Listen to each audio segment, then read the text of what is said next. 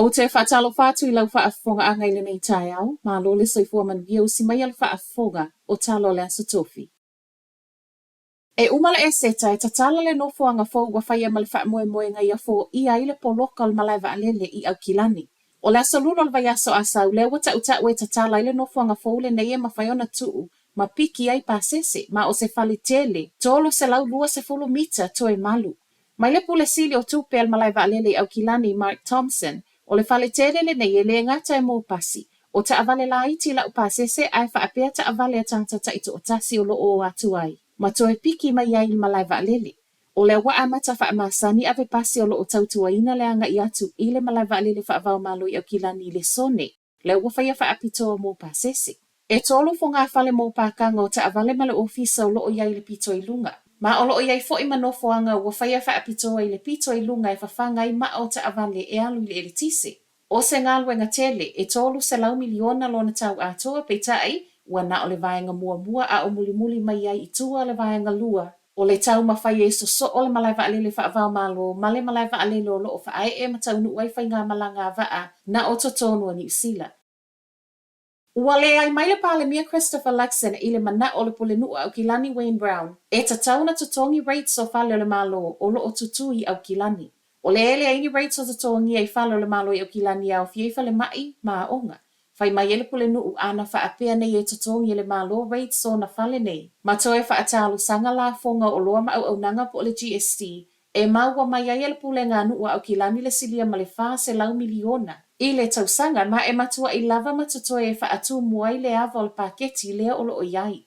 Tau tino le pule nuu e le whaapeo se mana o na o ia, o lea fo ina lango e sui o le pule ngā nua au kilani, ma whai ai loa lana tusi.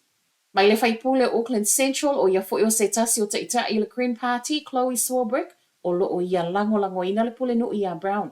O se tusi wa tali mai le pale mia, e le o talia ina le talo sanga le pule nuu.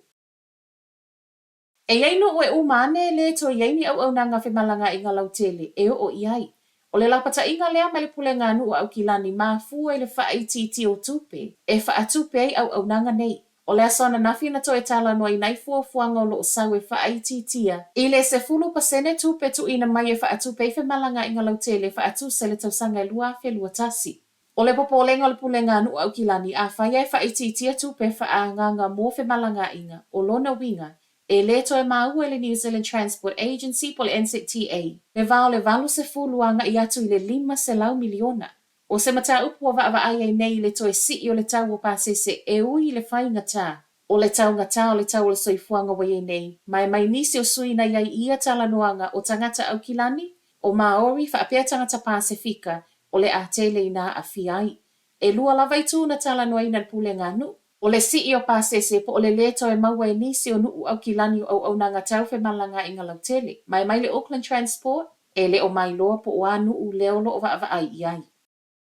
E ono leto e vaia nisi o tau mafolo o ngā osia le kamupania le sanitarium ona e le o toi fia iai le to o tele o tangata whaatau. O le masino yuni o le tausanga a sau leo ufai mai le sanitarium o le atao fia le ngā osia o nisi o cereals o no leo suivo I tau mawhai fia iai le to o tele. Mō tau maftanga o le tai au. Pau o loa ele o sui o le ngā o sia pele o le Weet-Bix Bites ma le Up and Go. O se fuafuanga a whai ai tau nuu, o lona wingo le alu ai fo I male to a fast food ma le iwa o tangata ngā lulu e totonu. O le se fulu 5 masina o iluma. O le sanitarium, wa lata nei le se lau luas fun ma le 5 tausanga, o ia tautua ina I le ngata I pisinisi ni usila ai whaapea whaalaputu potonga ese I totonu o le atu nuu. Matala whaai u, ma ue leo le tino le tangata I totono le taavale na mui Hastings I le po le aso lua. Te o le valu le po le aso lua lena ripoti ai le ofiso leo ma o le aso ana nafi na whaawa waiso eso enga le nofuanga na muwai le taavale ma wai le tino. O lo whaasolo so eso enga leo le taiminei ma ua sa wai malitala o le a whaawa upeo na vai e tangata o lo ono nofo I Sunderland Drive ma ai Gate Road West leo I le vaiaso nei whaasolo atu le vaiaso a sau. O le mawai le tino maliu I tutono le taavale wa mu, watu e sa wai ma reporti e taitu tusa le leima le taavale le a fo ina susunu wai le tino ari ki rugby. E Havelock North I le lua fe lua sfun ma le lua, le a lava le imo lia se isi I le amata upu. Tala nao le nei tai au, manuia le aso.